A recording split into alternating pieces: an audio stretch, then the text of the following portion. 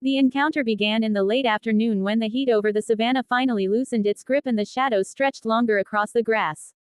A small pride of lions, two experienced lionesses and a younger sister still learning the subtleties of the hunt, had been trailing a herd of roan antelope for nearly an hour.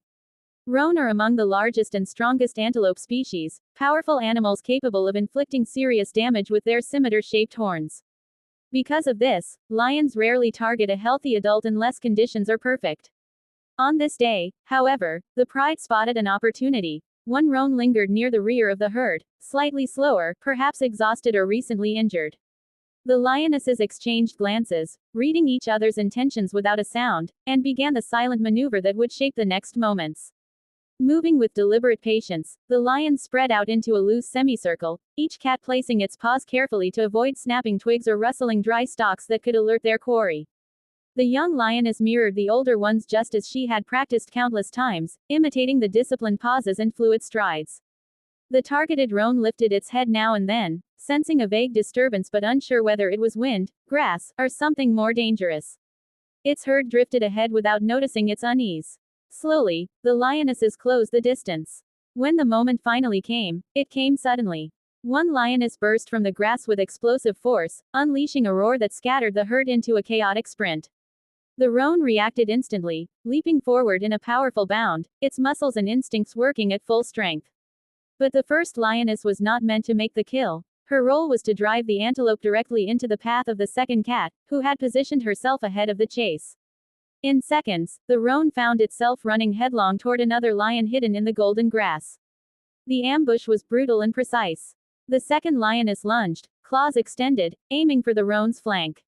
The antelope twisted, managing to slam its horns upward in a desperate counter that could have impaled a less agile predator.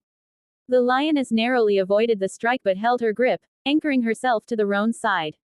Dust churned beneath them as they struggled, the roan kicking and bucking with ferocious strength. For a moment it seemed as though the antelope might break free, but the third lioness joined the fight, darting in to clamp her jaws around the roan's throat.